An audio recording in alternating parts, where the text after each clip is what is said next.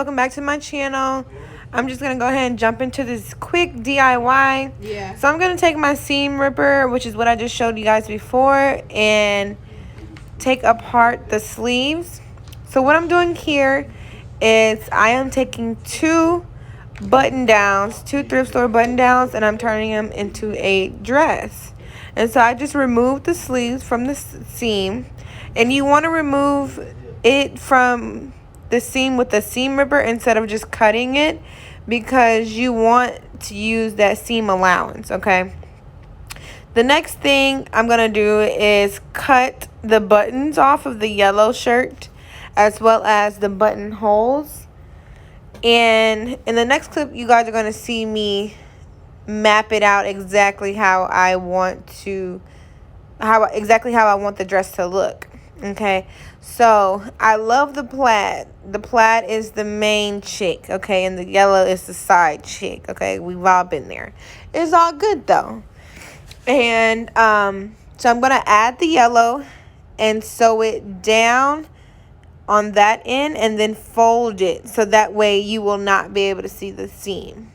And then after I sew it, I am going to cut the plaid buttons out. So it will be only the yellow buttons.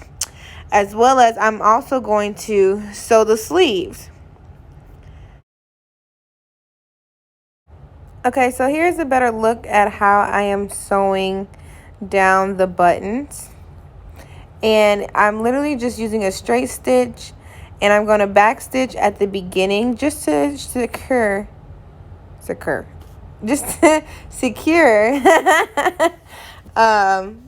the stitching, and to make sure that it won't go anywhere even when I am washing my clothes. Now, I don't have a seam threader machine. I can't think of the right name for it, but it's the closing machine that helps you close your seam. That way it won't unravel. I don't have one of those machines. So what I do, I just go over it more than one time to ensure that it won't come apart. And as you guys can see, I'm just doing a simple straight stitch, and that's about it on both sides. And here is how it's gonna look once you fold it over. Very nice, very neat, and very seamless. Okay, so now I'm just gonna go ahead and cut the plaid part out, so that way you don't have double of buttons and double of holes.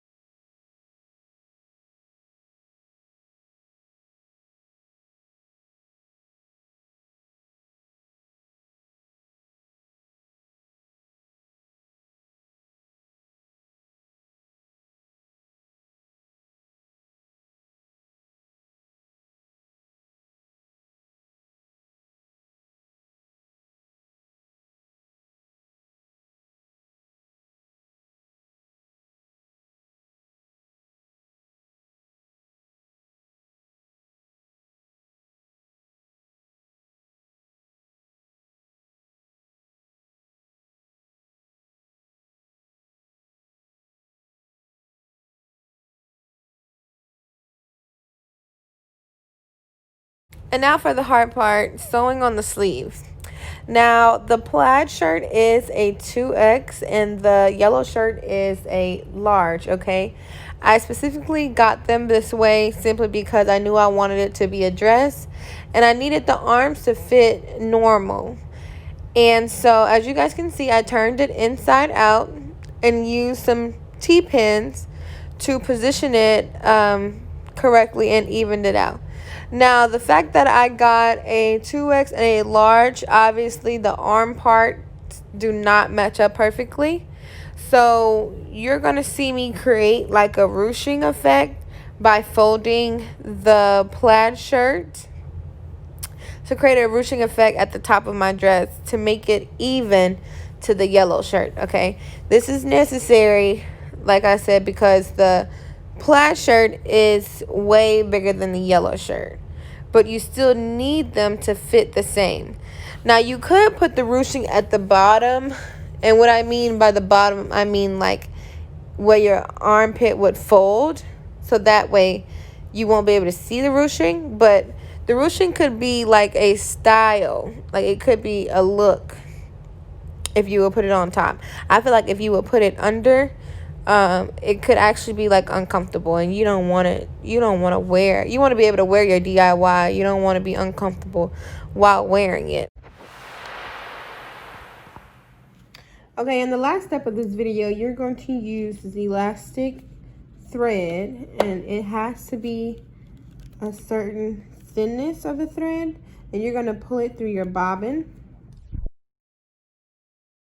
Okay, and then you're going to have your regular thread at the top of your sewing machine, like so. So I already have it underneath there, and as you can see, this thread stretches.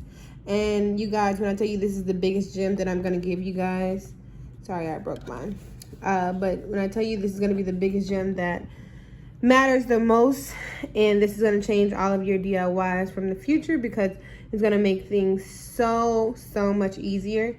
You're going to pull it through your bobbin, put it in there, and literally single stitch where you want the pleats to be, and it's going to scrunch just like this. And you don't want to tug on the shirt. You don't want to try to make it stretch. You just want to literally feed the shirt into the machine, let it do its own thing, and then before you know it, you're going to have a nice scrunchy pleat, okay? So I'm going to do 10 of these. I already done 3. I am on my 4th one now. I'm going to do 10, well, maybe 8. Yeah, I think maybe 8, because I still want it to be long and a dress. The pleating will make it shorten up a little bit, so definitely be mindful of that. And yeah, guys. All right, guys, and this is how the dress turned out. So cute. Okay, I just paired it with this hat I got from Forever 21 and a really thick ponytail. I hope you guys enjoyed this thrift and flip. Definitely comment, like, and subscribe, and I'll see you guys in my next video.